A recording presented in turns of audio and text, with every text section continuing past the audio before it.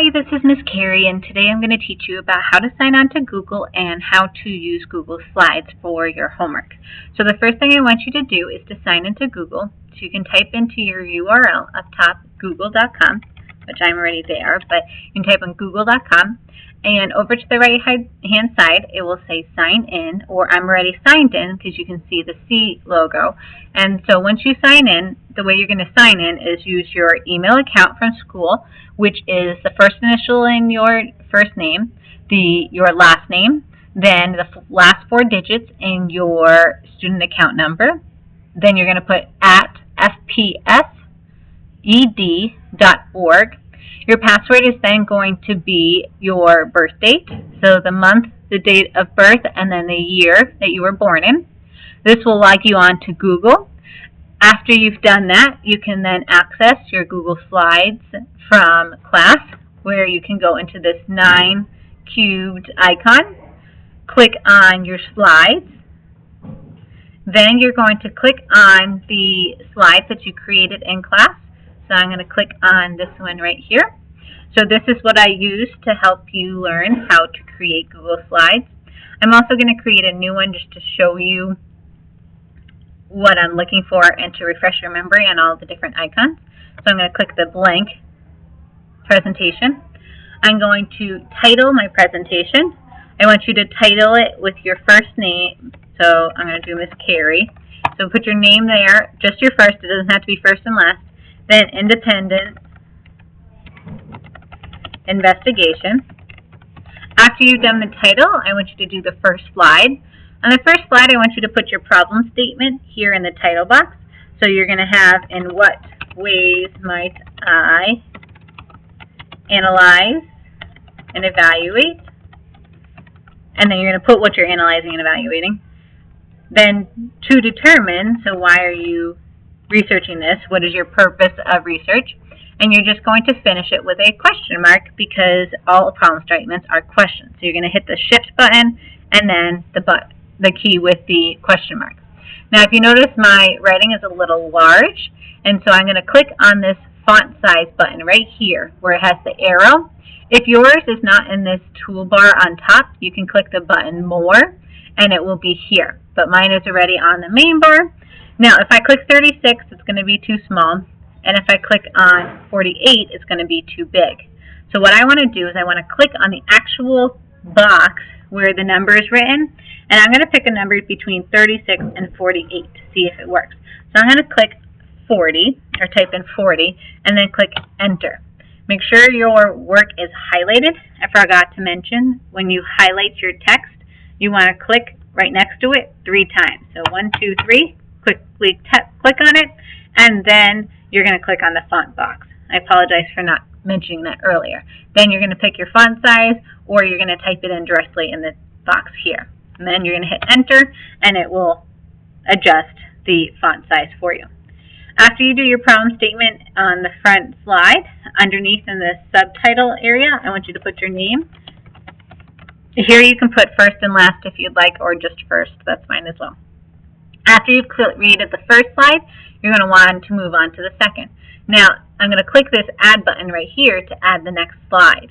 And you're going to notice the format's a little different. So here you had a title box and a subtitle, and here you have the title box and then text.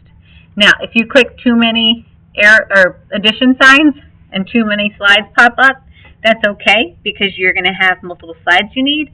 But if it's bothering you and you want it gone, you can click on the slide so it's highlighted in blue and click the backspace or delete button. All right, so you just have one.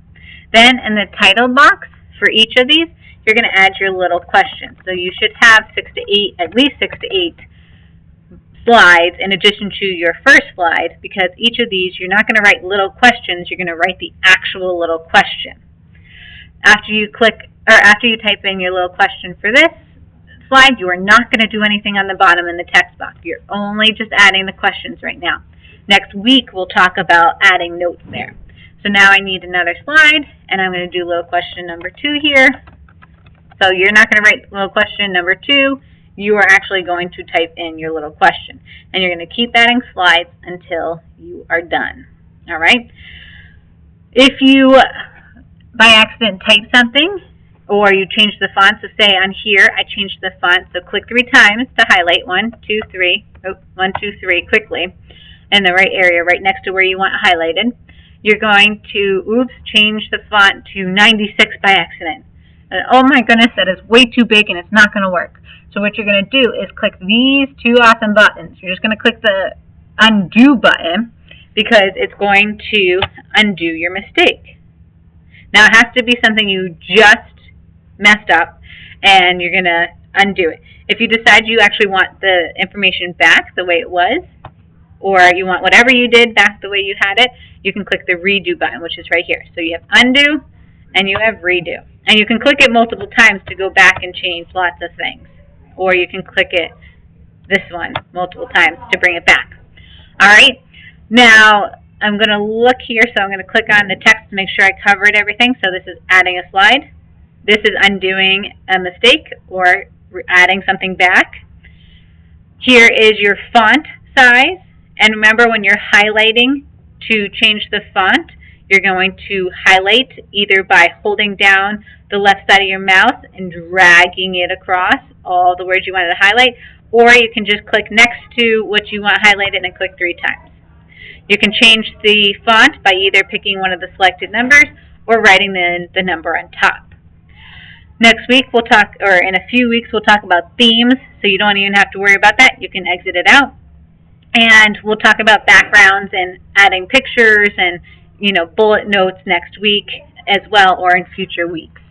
So I'm going to show you the done product that I had created in class with you using the, let's make sure I create the right one, using the problem statement from our Little Questions PowerPoint. So if you remember this PowerPoint, nope, not this one.